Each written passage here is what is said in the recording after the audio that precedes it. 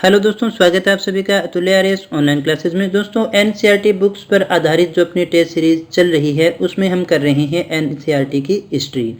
और आज हम बात करने वाले हैं कक्षा 6 के 2 अध्यायों पर आधारित कुछ प्रश्नों के विषय में, जो अध्याय 7 और 8 पर आधारित होने वाले हैं।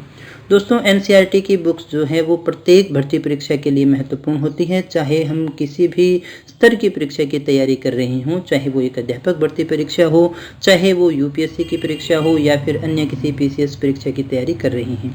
ये एक आधार है। यूपीएससी में हम इसलिए पढ़ते हैं क्योंकि ये हमें एक लैंग्वेज प्रदान करता है और कहीं ना कहीं जो बेसिक चीज़ें हैं वो यहीं से क्लियर हुआ करती हैं। और अध्यापक भर्ती परीक्षाओं के लिए तो ये और भी ज़्यादा महत्वपूर्ण है। तो आज जो हमारे अध्याय रहेंगे वो रहेंगे 2, और ये वीडियो जो है हमारी वो 2 पार्ट में है। दोस्तों, इस बात को वापस सुन लीजिएगा, ये हमारी जो वीडियो है वो 2 पार्ट में है, यानी 2 अध्याय हैं तो 2 पार्ट हो गए। आज ही दोनों इसी वीडियो को अंदर आप अध्याय 7 को भी देखेंगे, अध्याय 8 को भी देखेंगे। पहले हम अध्याय 7 से संबंधित प्रश्नों को देखेंगे। जो हमारा अध्याय का नाम है वो है अशोक एक अनोखा सम्राट जिसने युद्ध का त्याग कर दिया था। आई होप आप सभी अशोक से परिचित हैं। तो देखिएगा, इसका जो हमारा पहला प्रश्न बनता है दोस्तों वो है हमारा, मौर्य साम्राज्य की स्थापना किसने की थी? किसने की थी दोस्तों? चंद्रगुप्त मौर्य ने की थी, अशोक ने की थी, समुद्रगुप्त ने की थी या फिर विक्रमादित्य ने की थी? मौर्य साम्राज्य की स्थापना किसके द्वारा की गई थी? दोस्तों, सही आंसर है हमारा वो है नंबर 1, चंद्रगुप्त मौर्य के द्वारा की गई थी। ये हमारा सही आंसर है, मौर्य साम्राज्य की स्थापना। दूसरा जो हमारा प्रश्न है, मौर्य साम्राज्य की स्थापना हुई थी, कब हुई थी? दोस्तों, ये पूछा जा रहा है। लगभग 2500 वर्ष पूर्व हुई थी, लगभग 2300 वर्ष पूर्व हुई थी, लगभग 1700 वर्ष पूर्व हुई थी या फिर लगभग 1500 वर्ष पूर्व हुई थी। यहाँ आपसे समयावधि पूछी जा रही है और पिछले प्रश्न में हमने पूछा था कि किसके द्वारा की गई थी। दोस्तों, क्या है सही आंसर? सही आंसर है हमारा लगभग 2300 वर्ष पूर्व। 2 नंबर ऑप्शन है ये हमारा सही है। दोस्तों, हम मौर्य साम्राज्य से संबंधित उन बातों को पढ़ रहे हैं जो हमारी क्लास 6 की इतिहास की बुक में दी गई हैं। इसमें जो भी प्रश्न बनते हैं उनके विषय में बात कर रहे हैं। दोस्तों, अगले प्रश्न की बात करें तो देखिएगा, तीसरा जो हमारा प्रश्न है वो है, चाणक्य के विचार हमें किस पुस्तक में मिलते हैं? अष्टाध्यायी में, सूत्र पिटक में, अर्थशास्त्र में या फिर राजनीति शास्त्र में? हमें ये बताना है कि चाणक्य जो थे, जिन्हें कौटिल्य भी कहा जाता है, उनके जो विचार हैं वो हमें कौन सी पुस्तक में मिलते हैं? तो दोस्तों, क्या है हमारा सही आंसर? तो दोस्तों, हमारा जो सही आंसर है वो है नंबर 3, अर्थशास्त्र। आई होप ये क्वेश्चन भी आप सभी का सही होगा। बहुत ही साधारण से प्रश्न है। वापस कह देता हूं क्योंकि लेवल ही कौन सा है दोस्तों, कक्षा 6 के जो प्रश्न हैं उनकी बात कर रही हैं। अर्थशास्त्र जो है वो देखिए, नाम इसका अर्थशास्त्र है जरूर, लेकिन इसमें राजनीति से संबंधित विशेषता बातें बताई गई हैं, किस प्रकार से शासन को जो है शासन करना चाहिए। चौथे प्रश्न की बात करते हैं। हमारा जो चौथा प्रश्न है, उत्तरी पश्चिमी और मध्य एशिया के मार्ग पर था, उज्जैन था, तक्षशिला था, पाटलिपुत्र था या फिर सारे ही थे? उत्तर पश्चिमी और मध्य एशिया के मध्य जो मार्ग था उस मार्ग पर कौन सा जो है स्थित था स्थान? उज्जैन, तक्षशिला, पाटलिपुत्र या फिर सारे? तो दोस्तों, हमारा सही आंसर है वो है नंबर 2, तक्षशिला। ये प्रश्न बहुत बार बहुत सी परीक्षाओं में पूछा गया है। इसी से संबंधित एक और प्रश्न भी है जो इसी से जुड़ा हुआ है। अगला प्रश्न, 5वां प्रश्न जो है हमारा, उत्तरी भारत से दक्षिणी भारत के मध्य का जो मार्ग है उस पर स्थित था, उज्जैन था, तक्षशिला था, पाटलिपुत्र था या फिर सारे ही थे? कौन सा था दोस्तों? उत्तरी भारत से दक्षिणी भारत का जो मार्ग है उसके मार्ग के ऊपर कौन कौन से स्थित थे? कौन सा था दोस्तों? तो दोस्तों, सही आंसर है हमारा वो है नंबर 1, उज्जैन स्थित था। दोस्तों, इन दोनों प्रश्नों में से चौथा और 5वां जो प्रश्न है इसमें से बहुत बार प्रश्न पूछे गए हैं, बड़ी परीक्षाओं में भी। दोस्तों, अगले प्रश्न की बात करें तो छठा जो हमारा प्रश्न है, जहां पर सम्राटों का सीधा अधिकार होता था वहां अधिकारी थे, कौन हुआ करते थे, क्या करते थे? शासन करते थे, कर वसूलते थे, कोई दखल नहीं देता था और या फिर देखिए नहीं जा सकते थे। इस खालिस्तान में हमें पूर्ति करनी है, क्या किया करते थे वहाँ अधिकारी? सही आंसर है हमारा वो है नंबर 2, टैक्स वसूलने का कार्य ये किया करते थे। देखिएगा दोस्तों, एक होता है राज्य, एक होता है साम्राज्य। राज्य जो है वो सीमित होता है, साम्राज्य जो है बड़ा होता है। साम्राज्य में कई सारे राज्य आ जाते हैं। इसलिए अगर आपसे पूछा जाए कि राजा बड़ा होगा या फिर सम्राट बड़ा होगा, तो दोस्तों सम्राट बड़ा होता है, साम्राज्य का जो होता है कौन होता है, सम्राट होता है। तो सम्राट का जो है कई राज्यों पर अधिकार हुआ करता था दोस्तों। तो सम्राट को सेना भी ज़्यादा चाहिए होती थी, अधिकारी भी ज़्यादा चाहिए होती थी और मैन पावर भी इसको ज़्यादा चाहिए थी दोस्तों, क्योंकि इसको बड़ा जो है साम्राज्य संभालना होता था।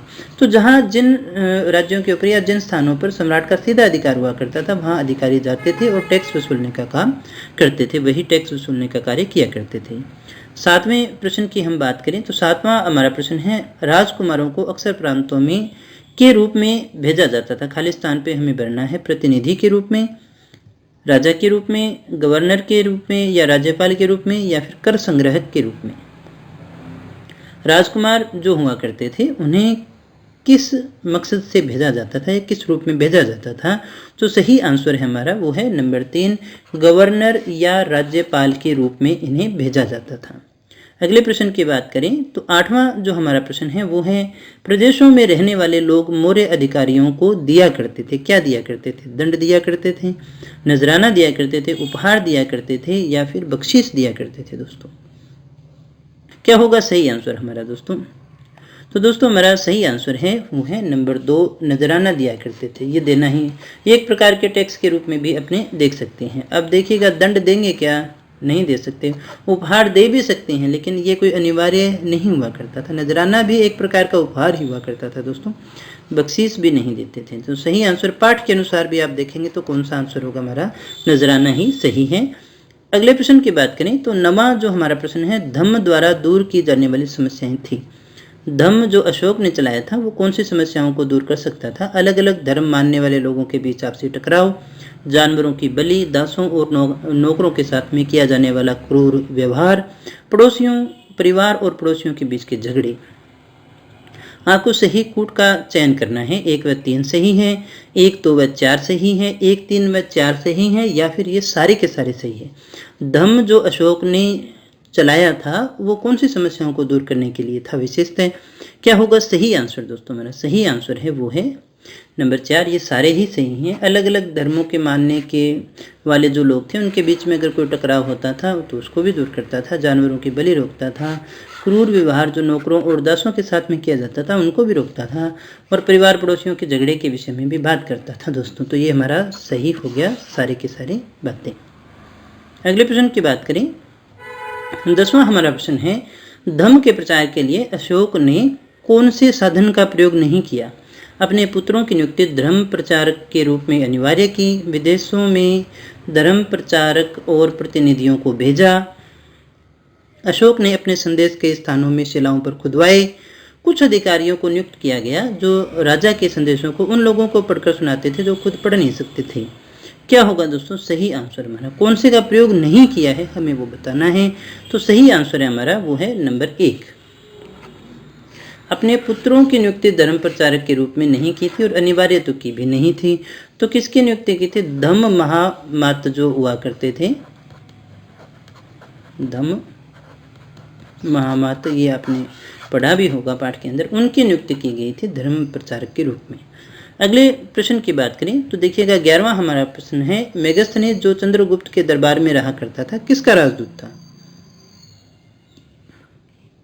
चीनी शासक होत्सु का, कोरियन सम्राट निकेशस का, यूनानी राजा पोरस का, सेल्यूकस निकेटर का, किसका था? क्या होगा सही आंसर दोस्तों? सही आंसर है हमारा वो है नंबर 4, सेल्यूकस निकेटर का। अगले प्रश्न की बात करें, देखिएगा 12वां जो हमारा प्रश्न है, किसके बारे में कहा गया कि यह एक विशाल खूबसूरत नगर है जो एक विशाल प्राचीर से घिरा है? इसको प्राचीर कर लीजिएगा दोस्तों, प्राचीर से घिरा है जिसमें 570 बुर्ज और 64 द्वार हैं। मगध, कौशाम्बी, विराटनगर और पाटलिपुत्र, बहुत ही भव्य रूप में इसका जो है वर्णन किया गया है। तो दोस्तों क्या होगा सही आंसर? सही आंसर हमारा वो है नंबर 4, पाटलिपुत्र था। अगले प्रश्न की बात करें तो देखिएगा 13वां हमारा प्रश्न है, अशोक अभिलेख ज़्यादातर किस भाषा में लिखे गए? अशोक के जो अभिलेख हैं वो ज़्यादातर किस भाषा में लिखे गए? संस्कृत, प्राकृत, पाली या फिर लौकिक संस्कृत? कौन सी भाषा में लिखे गए थे दोस्तों? सही आंसर बताइएगा। तो सही आंसर हमारा वो है नंबर 2, प्राकृत भाषा में लिखे गए थे। अगले प्रश्न की बात करें 14वां हमारा प्रश्न है, अशोक के शिलालेखों की मुख्य लिपि है ब्राह्मी है, देवनागरी है, गुरुमुखी है या फिर वैदिक है। अशोक के जो शिलालेख हैं उनकी मुख्य लिपि कौन सी है दोस्तों? तो सही आंसर हमारा वो है नंबर 1 ब्राह्मी लिपि है। और अभी की जो लिपियां हैं उनका आधार भी हम कौन सा मान के चलते हैं? ब्राह्मी लिपि को ही मान करके चलते हैं। बहुत सारी जो अब लिपियां लिखी जा रही हैं वो उनमें अधिकतर जो है इसी से निकली हुई हैं। अगले प्रश्न की बात करें, धम्म शब्द है। धम्म शब्द क्या है दोस्तों, बताइएगा। अशोक का एक स्वरचित शब्द है, धम्मम का विकृत रूप है, धर्म का प्राकृत रूप है या फिर वैदिक संस्कृत में धम्म शब्द का उल्लेख मिलता है। आपको बताना है धम्म शब्द है कहाँ से निकला है, क्या हुआ है इसका। तो दोस्तों सही आंसर है हमारा वो है नंबर 3, ये धर्म जो शब्द है उसी का प्राकृत रूप माना जाता है। अगले प्रश्न की बात करें, 16वां जो हमारा प्रश्न है, कलिंग का संबंध वर्तमान के कोलकाता से है, उड़ीसा से है, कर्नाटक से है या फिर मैसूर से है। जो कलिंग देखिएगा, कलिंग युद्ध के बाद में अशोक ने जो है युद्ध की नीति को त्याग दिया था और धम्म की नीति का पालन किया था दोस्तों। वो जो उस समय नरसंहार हुआ उसको देखने के बाद में। तो आपको बताना है कलिंग क्या था, कहाँ था। तो दोस्तों सही आंसर है हमारा वो है उड़ीसा से संबंधित रखता है, वर्तमान उड़ीसा से। 17वां जो हमारा प्रश्न है, अशोक के धम्म में किस देवता की उपासना पर बल दिया गया था? ब्रह्म की, निराकार ब्रह्म की, महात्मा बुद्ध की, किसी देवता की पूजा या कर्मकांड की आवश्यकता नहीं थी। बताइएगा दोस्तों क्या है, धम्म में किस देवता की पूजा उपासना पर बल दिया गया था? तो दोस्तों हमारा सही आंसर है वो है नंबर 4, किसी भी प्रकार के देवता की पूजा या कर्मकांड की आवश्यकता इस धम्म में नहीं थी दोस्तों। अगले प्रश्न की बात करें तो दोस्तों इसके बाद में हमारा आता है 8वां अध्याय। दूसरे भाग के अंदर हम 8वें अध्याय का जो भी प्रश्न बनने वाले हैं उनके विषय में बात करेंगे। 8वां हमारा अध्याय है खुशहाल गांव और समृद्ध शहर, जो कक्षा 6 का है और एनसीईआरटी की हिस्ट्री से संबंधित है। तो इसका जो हमारा पहला प्रश्न बनता है वो है, उपमहाद्वीप में लोहे का प्रयोग लगभग कितने वर्ष पहले शुरू हुआ था? 2500, 3000, 3500 या फिर 4000 वर्ष पहले उपमहाद्वीप में लोहे का प्रयोग कब शुरू हुआ? तो दोस्तों सही आंसर है हमारा वो है नंबर 2, यानी 3000 पहले लगभग इसका प्रयोग होना शुरू हुआ था। इसके बाद में इसके प्रमाण भी मिलते हैं। अगले प्रश्न की बात करें, दूसरा हमारा प्रश्न है, संगम साहित्य किसकी प्राचीनतम रचनाओं को कहते हैं? संस्कृत की, तमिल की, प्राकृत की या फिर मंडारिन की? क्या है दोस्तों सही आंसर हमारा, संगम साहित्य किसकी प्राचीनतम रचनाओं को कहते हैं? तो सही आंसर है हमारा नंबर 2, तमिल की जो प्राचीनतम रचनाएं हैं उन्हीं को अपने संगम साहित्य के नाम से भी जानते हैं। अगले प्रश्न की बात करें तो तीसरा जो हमारा प्रश्न है वो है, संगम साहित्य की रचना लगभग कब हुई थी दोस्तों? 3000 वर्ष पूर्व, 2300 वर्ष पूर्व, 1900 वर्ष पूर्व या फिर 1300 वर्ष पूर्व? तो सही आंसर हमारा वो है नंबर 2, 2300 वर्ष पूर्व अपने इसकी रचना मान करके चलते हैं। अगले प्रश्न की बात करें, चौथा जो हमारा प्रश्न है वो है, वे कहानियां जो आम लोगों में प्रचलित थी बौद्ध भिक्षुओं ने जिनका संकलन किया क्या कहलाती हैं? बौद्ध कथाएं, जातक कथाएं या फिर किंवदंतियां क्या कहलाती हैं दोस्तों? तो दोस्तों सही आंसर हमारा वो है नंबर 3, जातक कथाएं। ये इनमें से काफ़ी जो है इस प्रश्न के रूप में भी आ जाता है कि महात्मा बुद्ध के जीवन से संबंधित कथाएं। तो जातक कथाएं जो हैं वो आम लोगों में प्रचलित थी, बौद्ध भिक्षुओं ने इनका संकलन किया था। अगले प्रश्न की बात करें, 5वां हमारा जो प्रश्न है, निम्न में से सत्य है वो बताना है हमें। तमिल के बड़े भूस्वामी जो थे वो वेलाला कहलाते थे, हलवाही जो थे वो उनवार कहलाते थे, दास जो थे वो कडेसियार कहलाते थे या फिर सारे के सारे सत्य हैं दोस्तों? क्या है सही आंसर? सही आंसर है हमारा वो है नंबर 4, ये सारी बातें सत्य हैं। अगले प्रश्न की बात करें तो छठा जो हमारा प्रश्न है, देश के उत्तरी हिस्से में ग्राम का प्रधान व्यक्ति क्या कहलाता था? ग्रामीणियम, ग्राम भोजक, ग्राम राज या फिर ग्रामक क्या कहलाता था? तो दोस्तों जो हमारा उत्तरी भारत है उसमें ग्राम का जो प्रधान है, यानी देश के उत्तरी हिस्से में ग्राम का प्रधान क्या कहलाता था? सही आंसर हमारा वो है नंबर 2, ग्राम भोजक कहलाता था। क्या कहलाता था? ग्राम भोजक।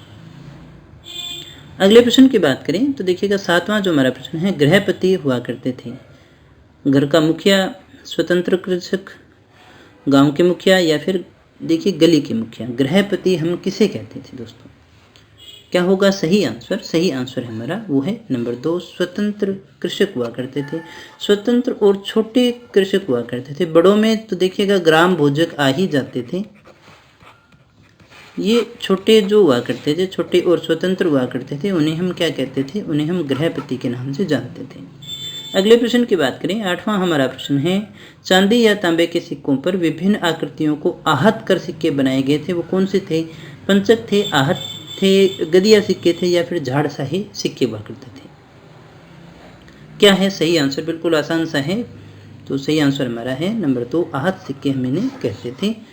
गदिया और झाड़शाही जिस पे झाड़ियों का चिन्ह होता था, ये बहुत सारे इस प्रकार के नाम आपको मिल जाएंगे जिस पे जिसका चित्र होता था, अधिकतर उसी नाम से भी जाना जाता था। अगले प्रश्न की बात करें तो देखिएगा 9वां हमारा प्रश्न है, 2500 वर्ष पहले बेहतरीन मूर्तियां बनाने के लिए विख्यात था मथुरा, कलिंग, वाराणसी या फिर पाटलिपुत्र। यानी मूर्तियां बनाने के लिए कौन सा स्थान प्रसिद्ध था? तो वो था दोस्तों नंबर 1 मथुरा। अगले प्रश्न की बात करते हैं, 10वां हमारा जो प्रश्न है, शिल्पकार तथा व्यापारी अपने संघ बनाते थे जो कहलाते थे? संघ, व्यापार मंडल, श्रेणी या फिर गण।